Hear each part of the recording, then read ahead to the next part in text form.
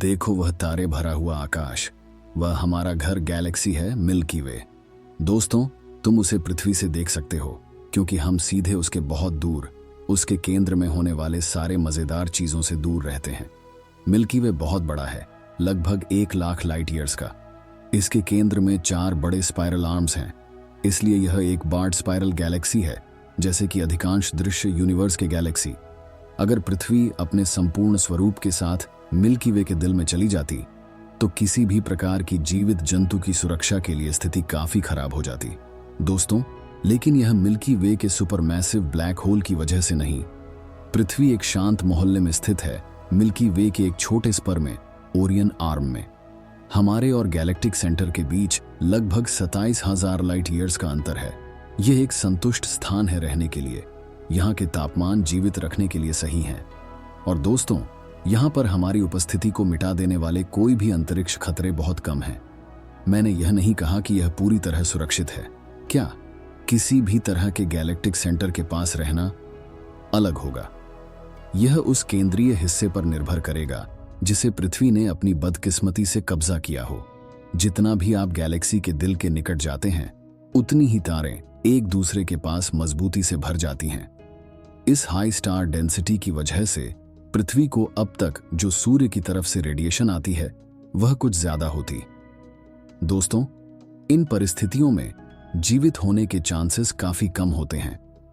लेकिन अगर पृथ्वी अपने रहने वालों के साथ गैलेक्टिक सेंटर की तरफ बदल जाए तो आप अपने आप को बहुत ही बदकिस्मत महसूस करेंगे। पृथ्वी का मैग्नेटिक फील्ड स्पेस रेडिएशन से बचाने में असफल हो सकता है, जो कि सभी दिशाओं से आएगा।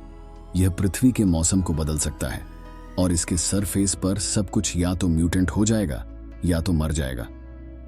दोस्तों, अगर आप बच गए तो आपका सबसे बड़ा खतरा एक सुपरनोवा के साथ होने वाला क्लोज एनकाउंटर होगा।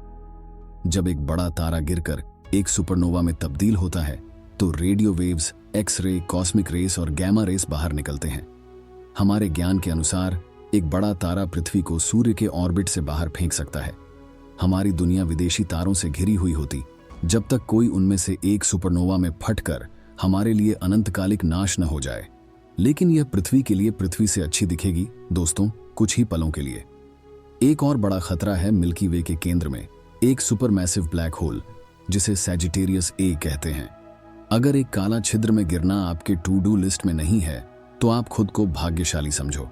दोस्तों, पृथ्वी शायद इतना दूर रहे कि हम इस कॉस्मिक भयानक से घिरे न जाएं, लेकिन हम काला छिद्र के ऑर्बिट में फंस सकते हैं। ब्लैक होल के घाती से 20 बिलियन किलोमीटर दूर पृथ्वी को 25 मिलियन किलोमीटर प्रति घंटे की गति से चलने लग सकता है। यह हमारे धरती के लिए या धरती के सरफेस पर कुछ भी के लिए अच्छा नहीं होगा। दोस्तों, पृथ्वी का डिजाइन बिल्कुल सही है जहां वह है। वह गैलेक्सी के किनारे पर जीवित रह सकती है, लेकिन आप चाहे नहीं कि वह कहीं और हो। किसी भी प्लैनेट के लिए सबसे खतरनाक जगह किसी भी गैलेक्टिक सेंटर के पास होती है, किसी भी गैलेक्टिक के। अगर आपको अच्छा दृश्य चाहिए तो शायद पृथ्वी को नेबुला के बीच में टेलीपोर्ट करना बेहतर होगा। लेकिन दोस्तों, यह एक और कैसा होगा की कहानी है।